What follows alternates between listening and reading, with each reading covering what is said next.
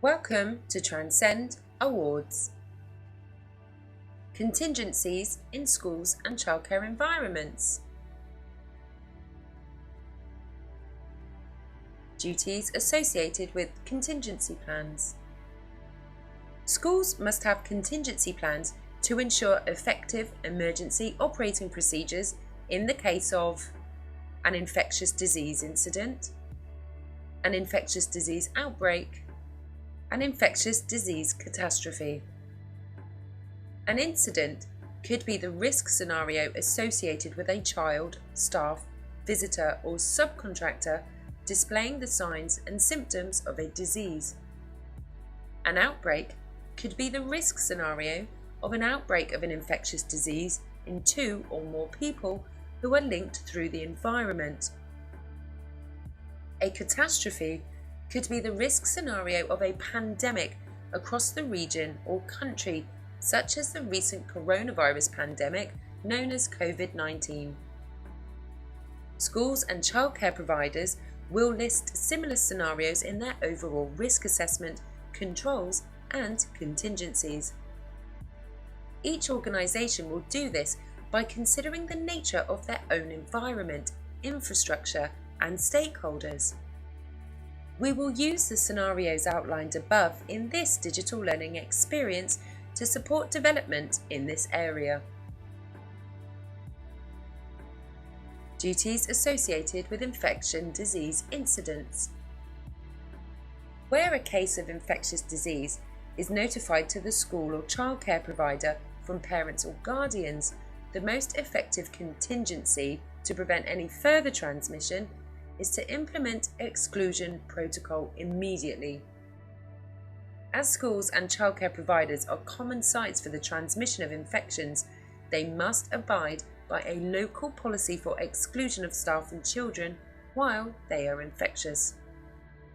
The Department of Education have published the exclusion table, which confirms a range of infectious diseases that are most likely to be transmitted in a childcare setting. The list is not exhaustive, but it is an incredibly useful tool for senior leaders to embed into their infectious disease controls and contingency plans.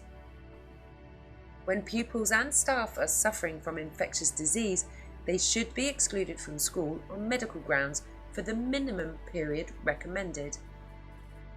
Formal exclusion of pupils on medical grounds is enforceable by the head teacher only, acting on behalf of the local authority or the managers or governors of a school.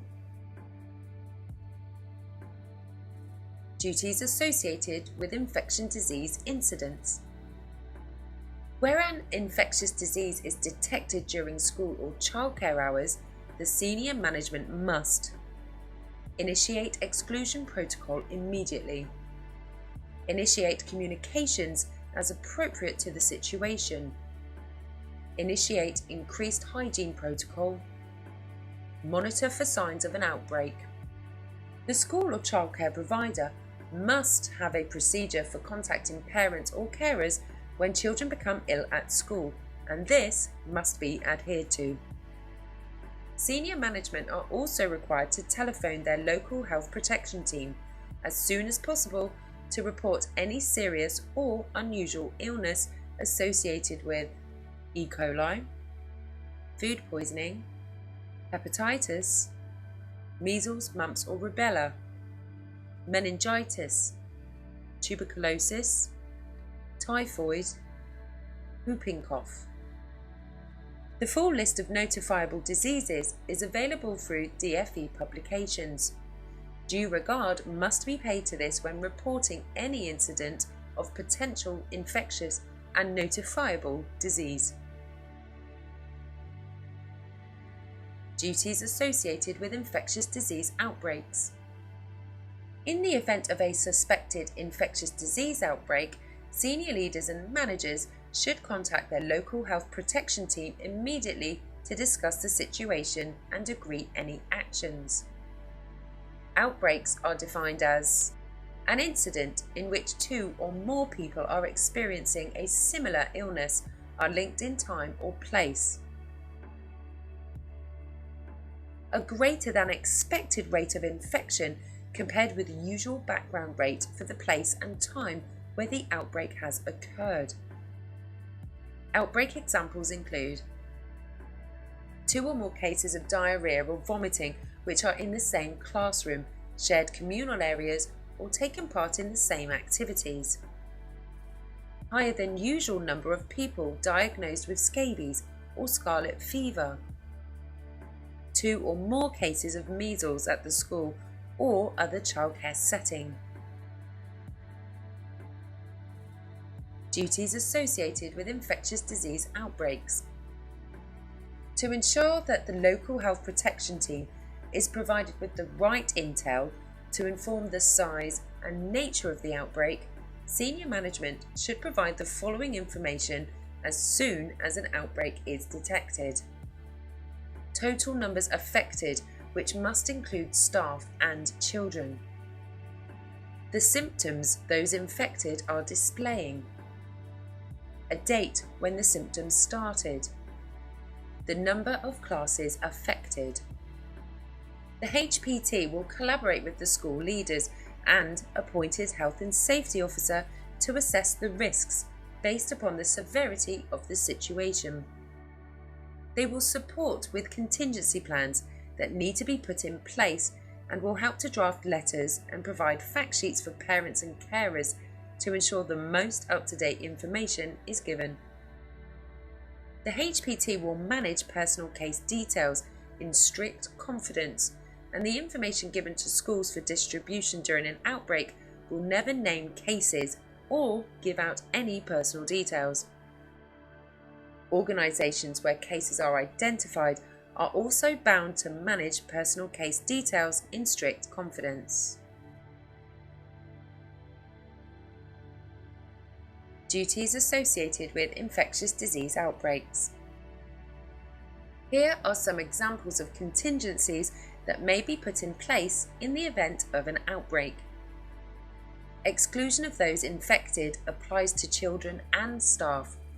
Deep cleaning out of school hours with no changes to classes and timetables and ongoing monitoring. Exclusion of those infected, deep cleaning, increased hygiene practices, class size and timetable change and monitoring. Exclusion of a whole class, remote learning, deep cleaning and monitoring. Whole school closure, remote learning, deep cleaning and monitoring.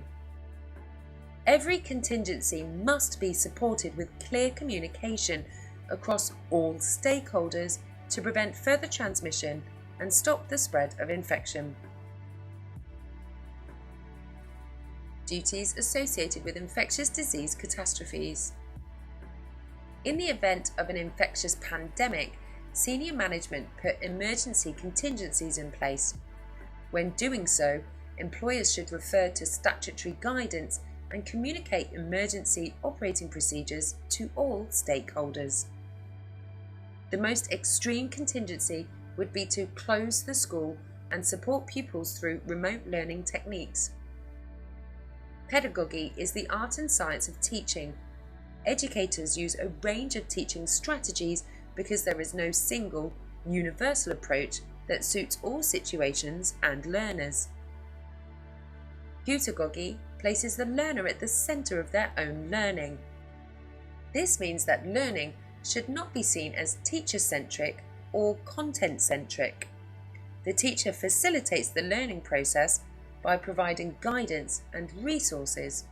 In this situation, the learning process is owned by the learner, who negotiates learning and determines what will be learned and how it will be learned. When learners are required to continue their schoolwork at home during a pandemic, pedagogy principles can be applied as an effective technique to enable pupils to be independent in their learning. Duties associated with infectious disease catastrophes. When schools and childcare providers are required to put contingencies in place to prevent spread of infectious disease or are due to reopen after a pandemic, there are a number of strategies they may choose to apply in accordance with statutory guidance. Strategy 1. Educate children, parents, visitors, staff, suppliers in order to adapt their behaviours. Strategy 2. Embed social distancing techniques in order to control the flow of movement in, around, and when exiting the building. Control contact through staggered entry and smaller class sizes, considering bubbles of children who stay together and don't mix with others. This may include applying blended pedagogy and heutagogy principles to enable children to be in school on a part-time basis whilst continuing with their curriculum. Control spread through activity adaptations in the classroom, playground, and in outdoor activities. Strategy 3. Ensure increased hygiene practices, including continuous clearing of equipment after use and regular deep clean of the whole environment. Duties associated with infectious disease catastrophes. School and childcare providers have a duty to revise the whole school risk assessment, controls and contingencies during a time of pandemic. Some practitioners may have been involved in the risk assessment and design of the safe operating procedures and may be familiar with the requirements of them as a result. Some practitioners will be provided with the risk assessment and safe operating procedures from their senior leaders and will be required to abide by these when fulfilling their role. Make sure you are aware of your own duties and request information from the employer to make sure that you understand what is required of you. Request support and be proactive to stay alert, control the virus, and save lives.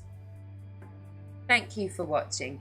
Feel free to watch as many times as you need or move on to the next part of your digital learning experience on your list.